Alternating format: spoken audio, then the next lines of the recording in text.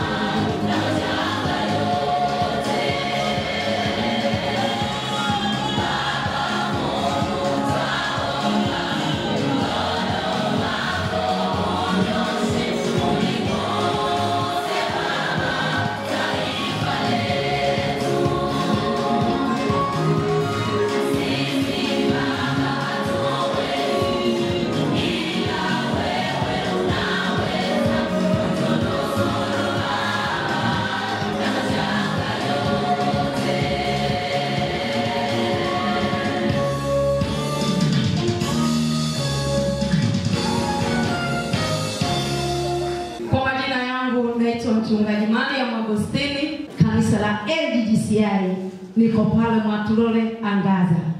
Ujumbe huu unasema kukubali kukombolewa. Na ukishakubali kukombolewa, kutolewa shimoni, utatembea pamoja na Mungu. Pasipo kukubali kutoka shimoni, hauwezi kutembea pamoja na Mungu. Hauwezi kuishi pamoja na Mungu. Haleluya kanisa. Walio na utayari wanasema hakika mhubiri mwendo kasi. Natamani kukombolewa. Natamani niwe mpya kila paitapo leo. Maana ya kale yamepita. Biblia inasema natazama yamekuwa mapya. Bwana Yesu asifiwe. Ayubu 33 na mstari wa 28 mpaka 30. Yeye aliyeikomboa nafsi yangu isiende shimoni. Isiende shimoni. Na uhai wangu hautazama mwanga. Na uhai wangu hautazama. Nini maana ya kukombolewa? Ili mtu aitwe amekombolewa, kuna sehemu ametekwa. Kumbe kuna sehemu amezama. Kumbe kuna sehemu amefungwa. Kumbe kuna sehemu amekaa kama mtumwa. Ndipo sana koja Yesu kutukomboa. Bwana Yesu asifiwe. Unakubali kukombolewa. Mtu aliyekubali kukombolewa ni mtu aliyebadilishwa. Ni mtu mwenye mwonekano wa kimungu. Ni mtu mwenye maombi. Ni mtu mtoa zaka kamili. Mtu ambaye hajakombolewa hawezi kutoa zaka kamili, kwa sababu nafsi yake imefungwa, kwa sababu nafsi yake iko shimoni, kwa sababu nafsi yake haioni mbele, inaona giza, hivyo hajakombolewa. Leo tunaimba, tunaruka, tuko kwenye madhabahu yenye upako. Ni kweli, hata mimi nakubaliana na wewe. Kwa baba mwenye miujiza ni kweli, kwa katibu wetu mkuu ni kweli. Twana umekombolewa, ndugu yangu umekombolewa, biashara yako imekombolewa, uchumi wako umekombolewa, familia yako imekombolewa, mavazi yako yamekombolewa. Nani amekombolewa mahali hapa? Punga mkono. Anasema mimi nimekombolewa. Ni wachache, wengine wanasema tungoja tuna mimi ninue ili nionekane kwa mhubiri mimi nimekombolewa. Lakini ndani ya moyo na Samuel anasema maana tusijakombolewa. Anasema mhubiri kweli Mungu ameleta neno leo nipate kukombolewa. Jiandae, Yesu anakukomboa asubuhi ya leo. Wala usiwe na mashaka, wala usiwe na wasiwasi. Jiweke tayari. Kukombolewa ni haki yako. Kuwekwa huru ni haki yako. Lazima ukombolewe. Hatuwezi tukakubali kukaa kwa mtumishi mwenye heshima kama huyo, tukawa matapeli mbele za Mungu. Yani mpaka hata mbingu zinamtambua mtu kwamba huyu ni tapeli katika madhabahu. Lakini nakaa yani ajana ndani ya wiki toka Jumatatu nani hajapata 1000? Nyosha tu mkono.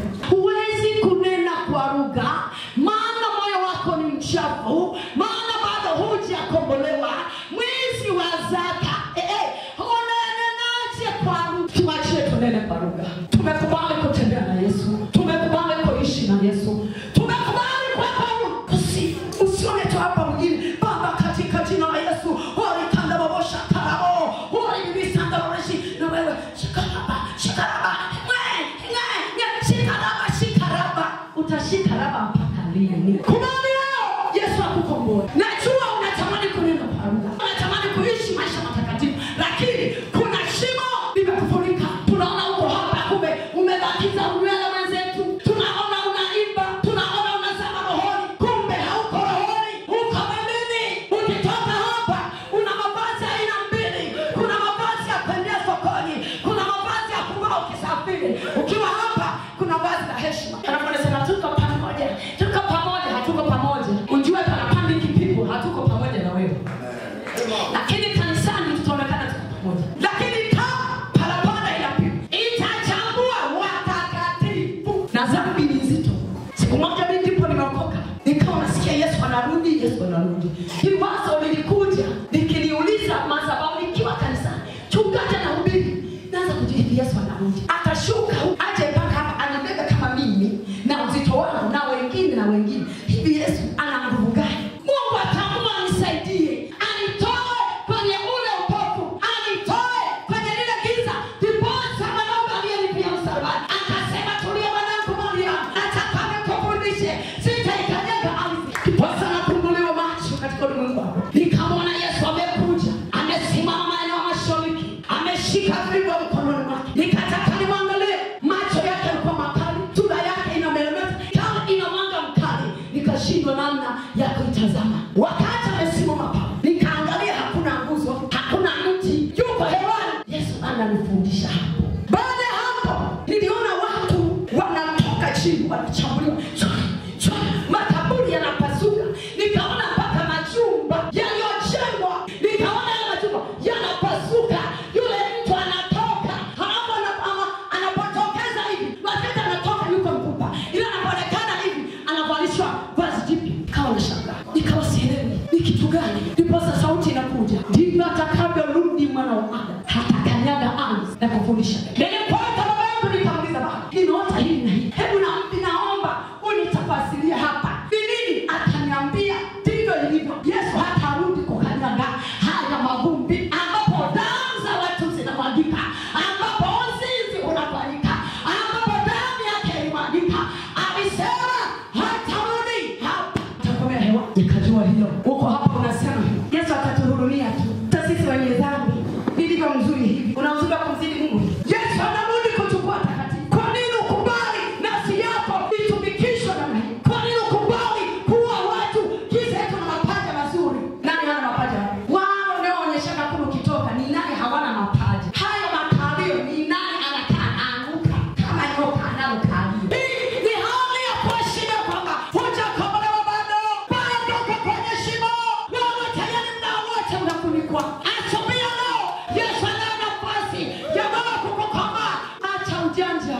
Hawezi kukusaidia. Wakati nikiwa binti, mimi naanza kudunga. Niko binti wa familia. Nikaanza kuchumbiwa. Sijamjua Yesu. Wakawa wananiambia, "Yaani kwa kweli wewe uko mzuri. Yaani familia yenu, yaani wote mabinti wa pale ni wazuri. Yaani mnafanana baba yenu mama yenu. Yaani walichakuana kweli. Wana sura nzuri." Na mimi nikajijua niko mzuri. Unajua sifa. Nikaenda nikaendelea. Wanaingia na kutoka, wanachumbiwa. Wanaingia na kutoka na simami bado wapango ajali bado katokea. Binti mwenzangu nakuja ananiambia, "Mama amesema hivi, utupe dawa na sisi. Ila ambapo mama yenu anatengenezeaga nyinyi mnachumbiwa. Mbona sisi hatuchumbiwagi? Kwa hiyo mama amesema atakupa hela uitaka." Nikashangaa. Kweli mama yangu sikuwahi kuona anatengenezea dawa. Nikamwambia, "Labda kama mwana tutengenezea wakati tunazaliwa. Lakini kwa maisha sijawahi." Akarudisha taarifa. Mama amesema 1 2 3. Jeshi leo nifuata. Pamoja na uzuri wangu nilieuka.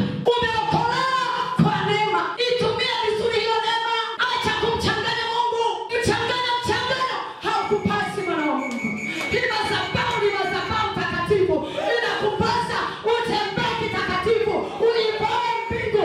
Upoe Mungu pia na baba yetu. Tumelelewa kwa maadili. Lakini maajabu nakutana na wadogo zangu. Yaani naogopa hata kumwambia Bwana Yesu asifiwe. Tutaenda mbinguni wote na kweli. Uvunguni mtaenda pamoja, sio mbinguni. Yesu anarudi kuchukua watu waliokombolewa, waliotengwa na dhambi, walio tayari kumlaki Bwana, waliotakasa nafsi zao, waliooshwa kwa damu ya Yesu, waliokataa uchafu, waliokataa matukano, waliokataa masengenyo, waliokataa hali zote za dunia hii. Shetani asikwambia kuna mbingu. Nakwambia mbingu na jehanamu ipo. Uchaguzi wako siku ya leo. Wazee wa kanisa, unajua ni jambo la ajabu. Kuonekana mtu anaenda hukumu, anatoka kwenye hii madhabahu. Hukumiwe alikuwa hapa. Bwana tafakari. Nasema kama watu kwa baba yangu Bishop Robert Ngai, kuna mtu ataenda jehanamu amependa mwenyewe. Chakula cha kiroho kipo cha kutosha. Upako wa kutosha. Miujiza ya kutosha. Kila kitu kipo cha kutosha. Chakula cha kimwili kipo cha kutosha. Mimi leo naendelea huduma kwa ajili ya hizi. Niko nakosa chakula na baba. Sina chakula. Hatulia mwanangu. Takawana kicho nacho. Baba naangalia huko naangalia huko. Natoka nimebeba moyo wangu umefurahi. Yawezekana jamjua Yesu kwa sababu uko shimoni na nafsi yako imetekwa. Ndio maana naweza vitu ambavyo vimekufa leo. Neema ya Mungu naikuangazia. Tulimaliza mstari wetu hapa. Yeye ameikomboa nafsi yangu isiende shimoni. Kabisa kabisa. Na uhai wangu utautazama mwanga. Uhai wako mtazame mwanga wa Kristo. Tazama hayo yote ni Mungu ameyafanya. Hayo yote kukukomboa Yesu anafanya. Tuna safari. Hatuachi kazi. Hatuachi familia zetu. Kuja hapa ili kuangaliana uso. Halafu na kuchekeleana. Hapo tunarudi nyumbani. Matokeo twende jehanamu. Hapa. Tunayo safari. Siku moja nikajiuliza kabisa, kwa nini umeokoka? Waliojibu ni wachache, nikajua kumbe watu wamo makanisani wanajua mradi nimeokoka. Nikauliza tena, baada ya kuokoka nini kinaendelea? Nikae tu vizuri na Yesu. Baada ya kukaa vizuri na Yesu, inawezekana na wewe ndio mmoja wa hayo majibu. Kwamba nimeokoka, niwe na ulinzi, siku nikifa baba aje, kanisa lije, niwe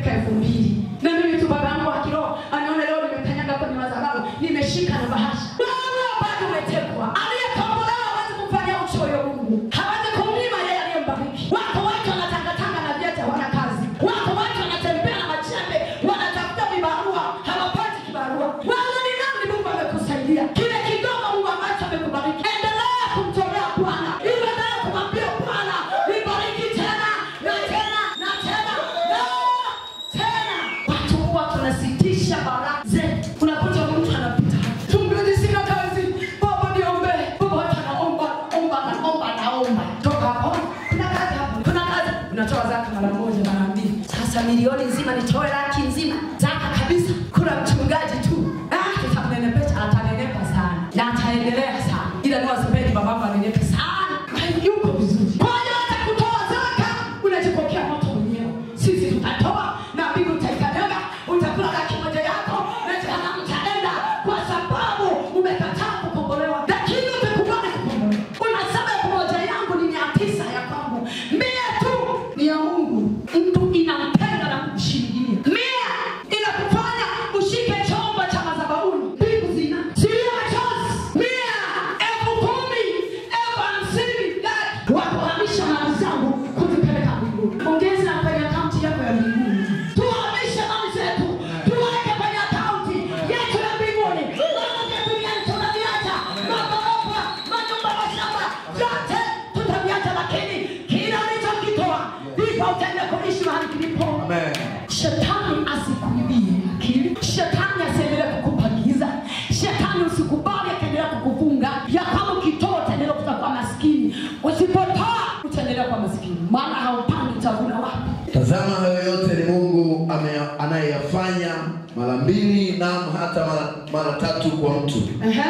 Ili kurudisha roho yake itoke shimoni. Kurudisha roho yako, roho yangu itoke shimoni. Mungu ndiye mwenye kazi ya kutukomboa. Kazi yako wewe ni kukubali ya kwamba niko tayari kukombolewa na kuachana ukahaba.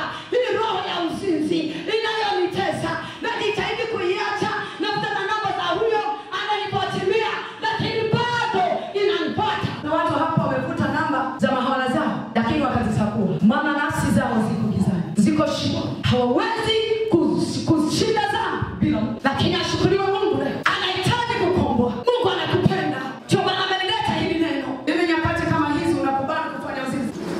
Unakubali kukana dhambi. Kwa macho yangu nikamwona mchungaji, lakini ana kiburi cha kuteka watu. Anauza, anakata, anatoa damu inaenda kuuzwa. Nyakati mbaya. Leo wanakolo wamefungwa macho, wanasema jamani nyakati za mwisho. Kauti kidogo haji. Jamani nyakati za mwisho. Kupanda zao kanisa haji. Jamani nyakati za mwisho.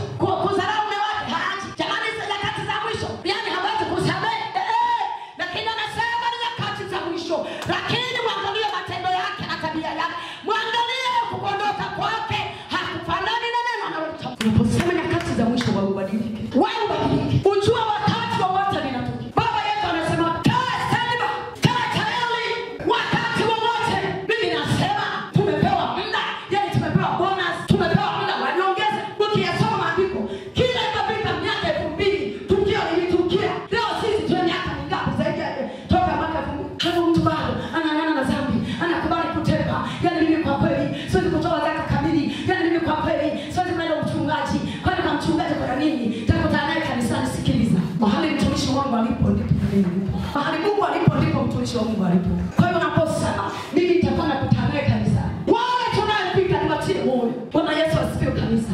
Sikiliza nikushuhudie kidogo. Siku moja mimi nilitemua mate kwenye mlango wetu kwa baba yetu. Ilikuwa ni asubuhi mpaka nifike, nishike hiki, nione malango yako safi ndio narudi nyumbani. Lakini kwa sababu katikati ya malango kulikuwa na joka, nilipingana utukufu. Nilikuwa nikipiga hodi, mama yumo chumbani. Mpaka namaliza kazi zote, naondoka, mama yumo chumbani. Siku moja nakumbuka baba alisimama na nguo chafu. Mama ni mzaifu, hawezi kufua. Lakini jana nilikuwa nimefika, akamwambia mama, nimekuja unipe nguo nifue. Akaniambia mama fulani alifua jana. Alafu naingia Ijumaa, baba amevaa nguo chafu. Moyo uliniuma mpaka leo.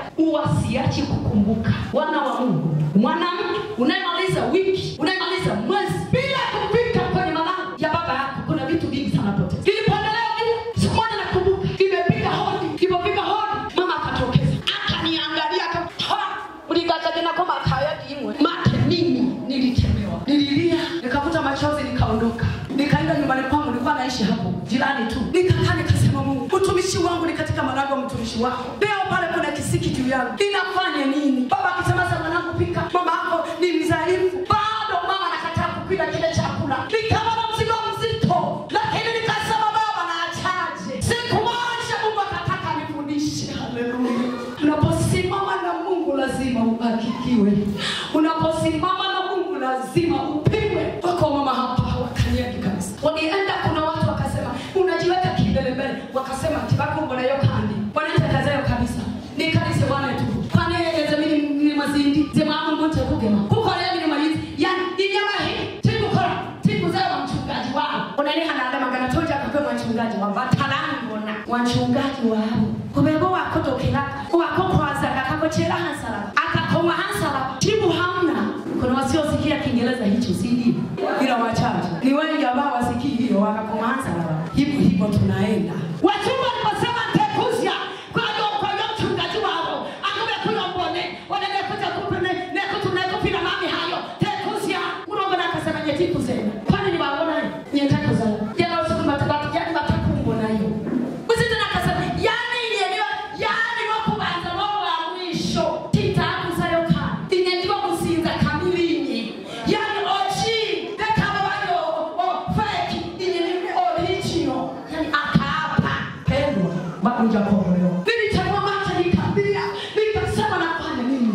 Nikashangaa siku moja babangu akaja, akaniambia, "Mwanangu, kwa sasa wimbo ulikuwa umefundishwa. Nimepewa mamlaka yote asema Bwana. Yako kanyaga nyoka nge. Wachawi wanashindwa kwa jina la Yesu. Mapepo yote yanatoroka. Usiogope, baba usiogope. Usiogope, mama usiogope. Kuleta magonjwa kwa Yesu usiogope. Wewe geuka uoka tu sasa. Baba alikuwa ananiita mamlaka. Nimekumbusha habari babangu. Ule wimbo tulikuwa tukiimba, nguvu ya Mungu inashuka. Nakumbuka siku moja tumewimba, nikajiona kama siko alizini. Nikajiona niko kati hewa. Ninaimba ule wimbo. Nikajikuta kabisa lihamishwa. Kwa hiyo ule wimbo ulichukua kibali. Ulipata kibali. Baba yangu akaniita mamlaka. Sasa hapo nilikuwa na siku kama 2 au 3. Sikaje kwa akajiuliza, binti yangu kuna kitu. Akaja, nimepewa mamlaka yote. Kama alivyo baba wa watu wote. Asema Bwana. Nilipomwangalia machozi yakamwagika.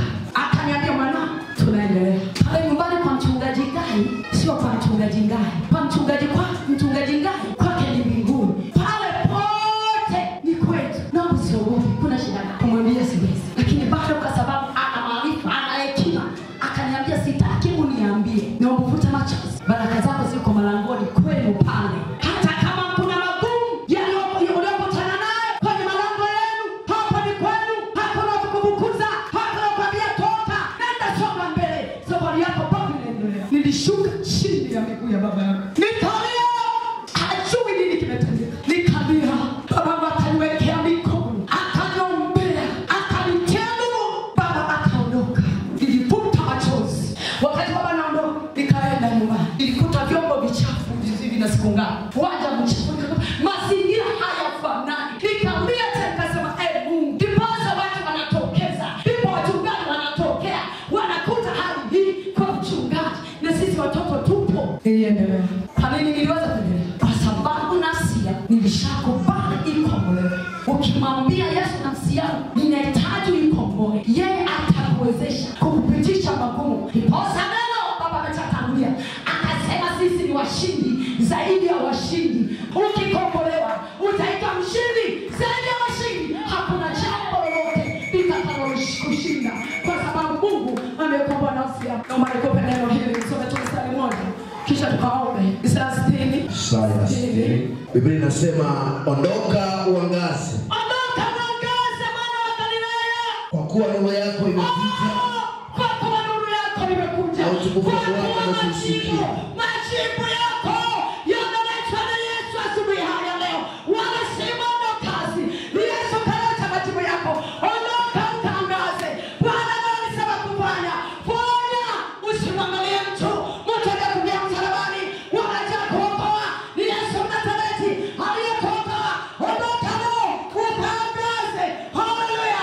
Ni saa ya kanisa kuangaza. Ni saa ya wanawake kuangaza. Ni saa ya kanisa kuangaza. Acha kuinama. Acha kuangalia kikwazo. Nani aliyekukwaza? Acha kuangalia hayo. Ni saa yako kuondoka. Nenda uangaze. Bwana Yesu asifiwe. Inamisha kitu chako kidogo mahali. Tafakari Mungu.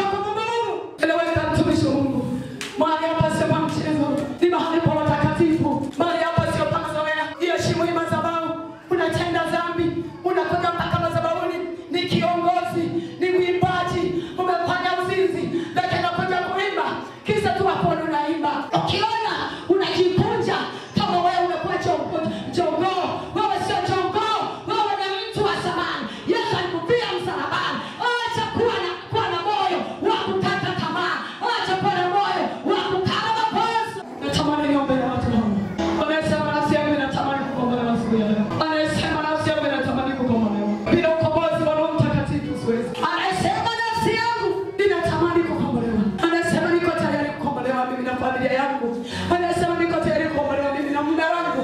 Anasema niko tayari kukombolewa. Huduma yangu ikombolewe. Vipawa vyangu vikombolewe. Na mhitaji mtu huyo. Karibu tukaombe pamoja. Tumoja wakati ameguswa na neno. Akasema naombea hapa hapa. Akasema naombea hapa hapa. Maana hata hapa Mungu ananiona, sikia. Mungu amechenga madhabahu. Jamani baba akaelekezo ya kwamba hapa watu watatengeneza. Inakupasa usonge mbele. Songa mbele tukaombe pamoja. Songa mbele, baba yetu yupo. Akatuombea ukombozi. Akakuombea macho yako aone tena. Ulikuwa unaona vyema. Leo unaona giza. Huwezi kusonga mbele kwa sababu umetekwa. Roho ameteka na hivyo. Wacha unawapo wamekuteka. Mwana wa Mungu, songa mbele tukaombe. Yesu yuko mahali hapa. Asubuhi ya leo anatamani kukomboa. Hali hiyo sio njema. Ya kula zaka sio hali njema. Unatoa nusu nusu. Unajimaliza kiroho. Unapalilia mikosi. Unapalilia laana. Ndani ya maisha yako.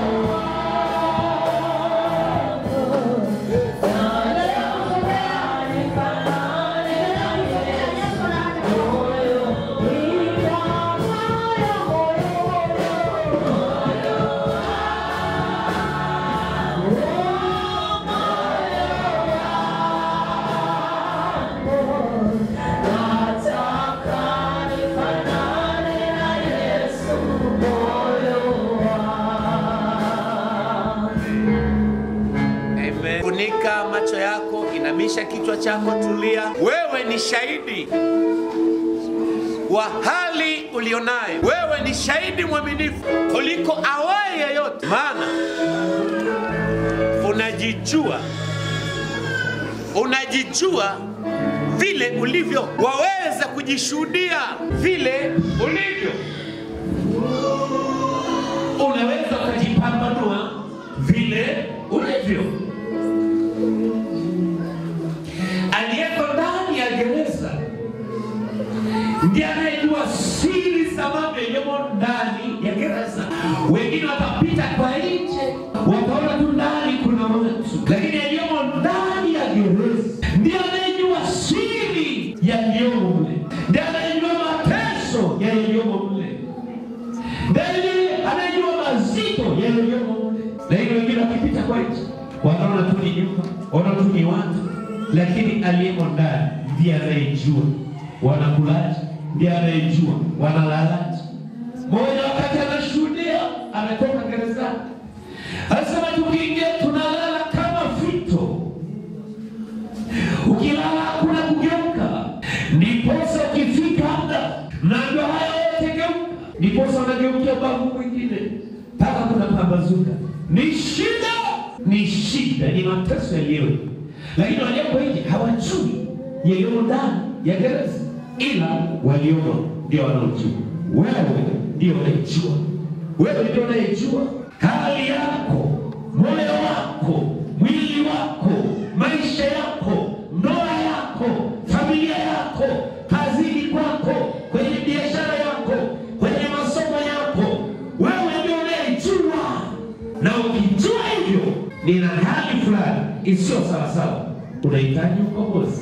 Mama yako hawezi kukukomboa, baba yako hawezi kukukomboa, wazazi wala ukoo, kitaifa na kimataifa. Kuna sheria za haki za binadamu, hawawezi kukukomboa roho yako, ila yuko ajuaye na awezaye kukomboa roho ya mtu. Nani? Yesu Kristo. Yesu Kristo akusaidie wewe. Wewe unajijua. Ukijua hivyo, mimi niseme na omba maombi ya jumla nikishirikiana na mtumishi wengine. Tutaomba maombi hapa ambapo kila aliyetoka kwenye kiti akasimama hapa mbele, maana moyoni mwake anasema Bwana nikomboe. Bwana nikomboe. Na ndio maana ya neno Hosana Bwana wa Daudi. Hosana Bwana wa Daudi. Wakati anaingia Yerusalemu, walitandaza nguo zao chini na matawi ya mitende wakiimba Hosana Bwana wa Daudi. Maana yake utuokoe Bwana, utuokoe Bwana. Tumechoka na hali hii. Utuokoe Bwana. Hosana Bwana wa Daudi. Sasa toka kwenye viti ukaja hapa mbele, maana yake unasema uniokoe Bwana. Nimechoka na hali, sitaki ya magonjwa, sitaki umaskini, sitaki zidoto mbaya, sitaki wadai, sitaki mikosi. Yuko tayari kukukomboa. Maana mtu moyo wako utamani kufanana na Bwana. Tamani na uwe tayari. Funika macho, ino mikono yako miwili juu. Funika macho, ino mikono yako miwili juu. Mungu atusaidie. Tunahitaji ukombozi. Mambo mengi sana kwenye kiuchumi, mambo ya kimwili tuko nyuma, mambo ya roho tuko nyuma. Familia zetu kizalendo ziko nyuma.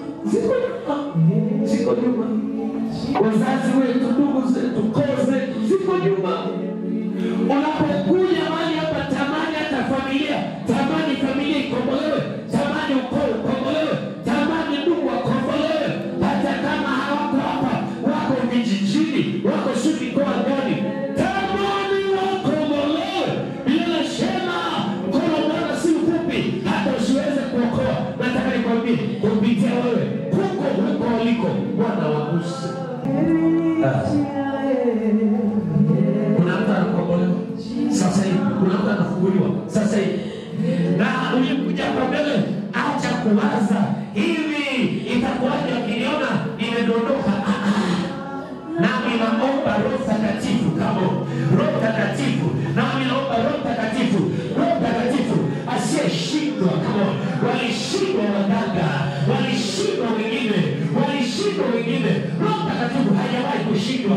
Hapo ulipo, riba shakate, hapo ulipo, nguvu ya Mungu ikukamate hapo ulipo. Inawezekana, maana umetamani ukombozi. Sema Mungu wa mbinguni. Kanisa sema Mungu wa mbinguni, katika jina la Yesu niko hapa, naomba unikomboe. Natamani ukombozi. Nimechoka na kifungo, maana ninaonekana kama aliye huru, lakini ndani yangu kuna vifungo.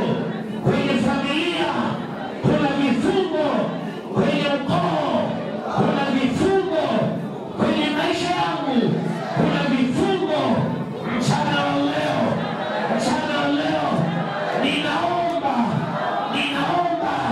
uwe mchana wa mimi kuwekwa huru, nikombolewe kupitia mimi, familia yangu,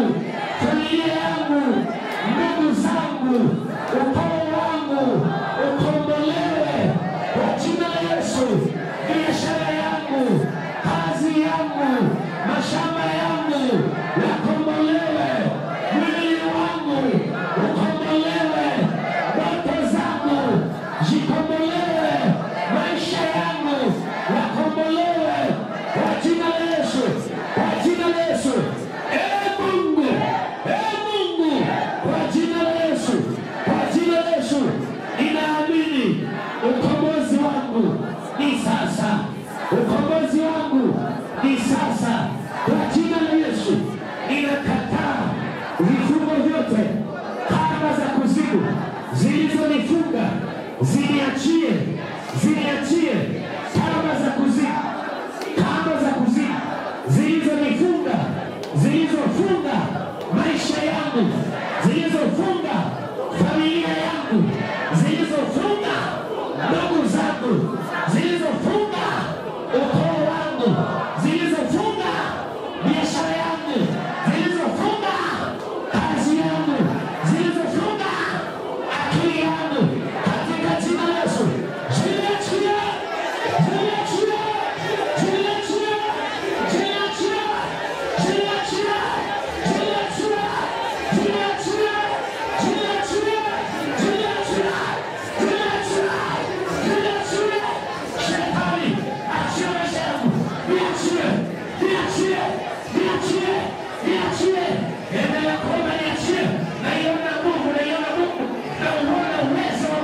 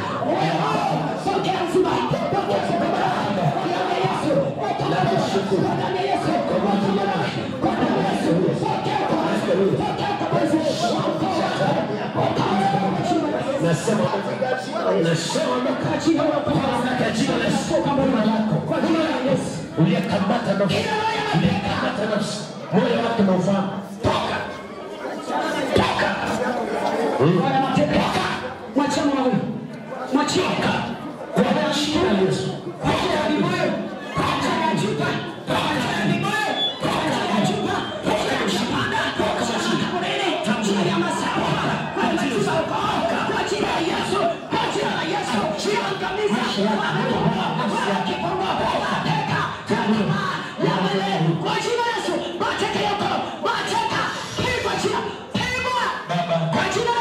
inakwisha. Pokea uzima. Kwa hiyo unapokomboa kila mateka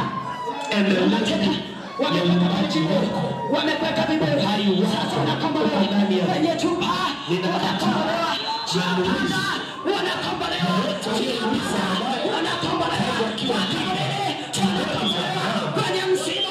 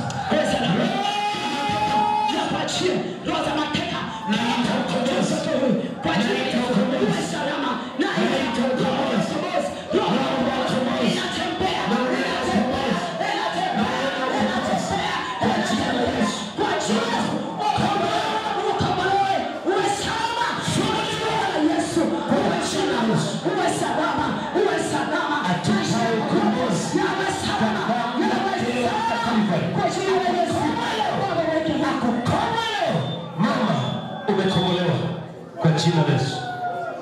Katika jina la Yesu. Kila roho ya mateka, Kizazi chako, kila roho ya mateka, watoto wako, katika uzao, watoto wako, mateka wako, mateka ya afya, ya huduma, na wewe mwenyewe ukombolewa kwa jina la Yesu. Kwa jina la Yesu. Roho ya mateka, ndana makwazo, kwa jina la Yesu. Kwa jina la Yesu. Pigwa, pigwa, pigwa, pigwa, kwa jina la Yesu. Kwa mwana mahuyo, hatua moja, ya moyo wake, ukomboe, umweke huru. Ndani ya Yesu, nitawala maisha yako, katika jina la Yesu. Bwana kukomboa, Bwana kuweka huru kwa jina la Yesu. Bwana mwingi wa neema, rehema na fadhili, akukomboe, akuweke huru, akukomboe, akukomboe dhidi ya maneno manuizi, dhidi ya vishizi vya vyote. Ukombolewe tena, ukombolewe katika jina la Yesu. Bwana mkombozi, mtetezi, mwingi wa neema na rehema, kwa jina la Yesu. akukomboe, Komboe mwanamke, akuweke huru. wajua wako hawezi. Anahitaji msaada wako, anahitaji nguvu yako.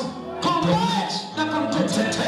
Uwe maisha, Mwingi wa neema, tena mwingi wa kukomboa. rehema, Ndani ya ukombozi, endelea kutenda katika maisha yako. akukomboe, Mungu asante. akukomboe, Mungu wa neema, akuweke huru. ni Mungu mkuu. Umefunguliwa, Katika jina la Yesu. umefunguliwa.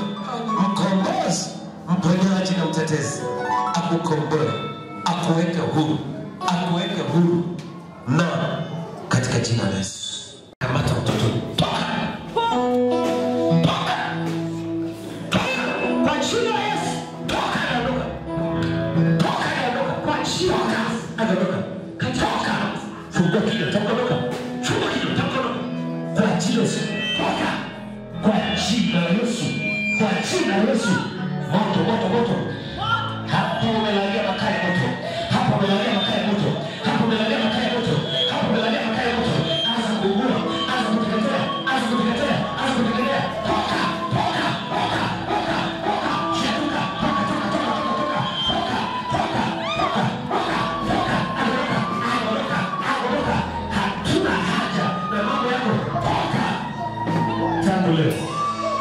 kwa jina la Yesu.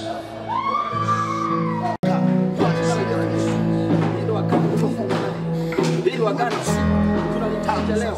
Hilo agano tunalivunja leo.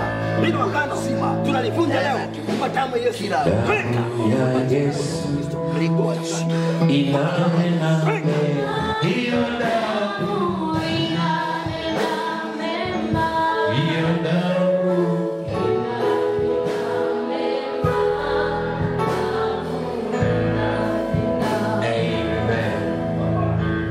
Bwana Yesu asifiwe. Kanisa, Bwana Yesu asifiwe. Uponyaji, ukombozi, baraka ni haki ya kila mmoja aliyemkiri Yesu Kristo kwa Bwana na Mwokozi. Lakini hutegemeana huyu mtu mwenye anataka uponyaji, ukombozi, mibaraka ndani ya moyo wake. Yesu ana nafasi gani ndani ya moyo wako? Yesu ndiposa inakupasa umpe nafasi namba moja Yesu ndani ya moyo wako. Yote uyaombayo, yote unayoyataka, yeye Mungu atakupa, kwa kuwa wewe umekuwa mwana wake. Mapenzi yake yanaingia kwako. Mapenzi ya Mungu ndani yako uliamini. Mapenzi ya Mungu ndani yako wewe uliamini ni pamoja na ushindi dhidi ya nguvu za giza. Ni mapenzi ya Mungu, lazima ushinde, uwe mshindi. Lakini mapenzi ya Mungu ndani yako wewe ulimpa Yesu maisha ni pamoja na baraka. Ubarikiwe, ubarikiwe, iwe ni kiroho, iwe ni kimwili, ni haki yako, na hakuna namna ya kwenda kuzinunua baraka. Ununuzi wa baraka, ununuzi wa uponyaji, ununuzi wa ushindi dhidi ya nguvu za giza kwako ni kumpa Yesu nafasi namba moja moyoni mwako. Hatugharamii kwa fedha au kwa mali iwayo yote ile, isipokuwa kwa kumpa Yesu maisha, kwa kumpa Yesu nafasi ya kwanza katika maisha yako. Bwana Yesu asifiwe. Kwa hiyo tamani uwe miongoni mwa waliokombolewa. Tamani mwa waliokombolewa. Kataa roho za dunia na kingine kiwa chochote. Kaa mahali hapa, dumu mahali hapa katika imani. Ratiba zote za ibada hudhuria. Ukifanya hivyo, tuombacho Mungu anasikia na anakupa. Na hata kwa ibada hii, pokea neema ya Bwana kwa jina la Yesu. Pokeeni neema ya Bwana kwa jina la Yesu. Inua mikono miwili, chapa makofi na vigelegele. Inua mikono miwili, chapa makofi tena. Kafunge. Haleluya. Sema mimi ni mshindi. Sema mimi ni mbarikiwa. Sema mimi ni mbarikiwa. Haleluya kanisa. Amini moyoni, kiri kwa kinywa, tenda, inakuwa. Jina la Bwana libarikiwe. Mambo mangapi? La kwanza, amini moyoni, kiri kwa kinywa, tenda, alafu inakuwa. Nami nakuombea iwe hivyo katika jina la Yesu. Tuseme amen. Bwana Yesu asifiwe. Sasa jitahidi baada ya ibada hii usirudi tena kwenye matapatano. Kama nguruwe aliyeoshwa akarudi kugagaa wapi? Kwenye matope. Au kama mbwa ayarudiavyo matapishi yake. Lakini imetukia kwao sawa sawa na ile mithali ya kweli. Mbwa amerudia matapiko yake mwenyewe, na nguruwe aliyeoshwa amerudi kugagaa matopeni. Kwa hiyo tunapokuja mahali hapa tukaliamini neno, maana tumekutana na Mungu, tumekutana na Baba aliyekuja kutuosha, aliyekuja kututakasa. Sasa unaondoka mahali hapa umeoshwa, unaondoka mahali hapa umetakaswa.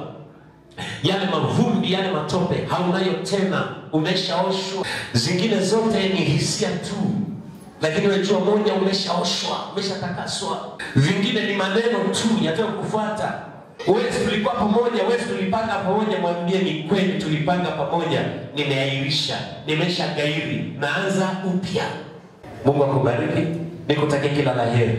Salama, neema na amani ya Kristo pamoja nawe.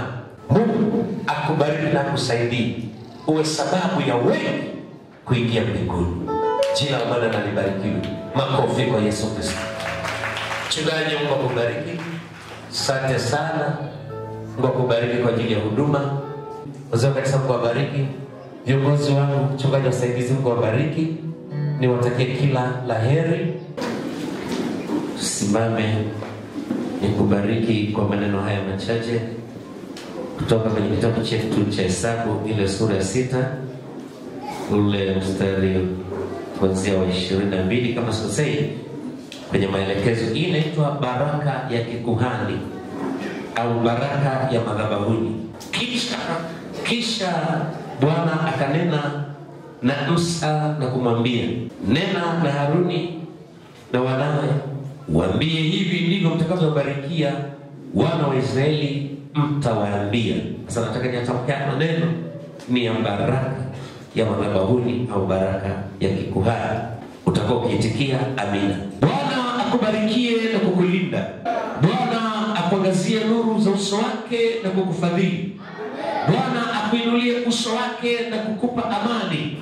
Ubarikiwe uingiapo, ubarikiwe utokapo. Ubarikiwe unenapo, ubarikiwe utendapo. Adui zako watakutokea kwa njia moja, lakini Bwana atawatawanya kwa njia 7. Natamka iwe baraka kwako kwa jina la Yesu. Natamka iwe baraka kwako kwa jina la Yesu. Tunapomaliza mwezi wa 9, uwe ni mwezi wa kupokea baraka zako kwa jina la Yesu Kristo.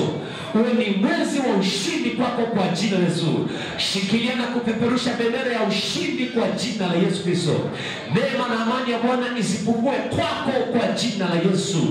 Na ibariki wiki hii yote inayokuja kwa jina la Yesu. Na bariki mwezi mzima unaokuja wa 10 kwa jina la Yesu. Na naubariki mwaka wote kwa jina la Yesu. Utiao mkono kufanya na ufanikiwe katika jina la Yesu. Nimekubariki sasa katika jina la Baba, Mwana na Roho Mtakatifu. Kila mwenye pumzi aseme amen. Mungu akubariki. Makofi kwa Yesu Kristo wa Nazareti aliye hai. Amen.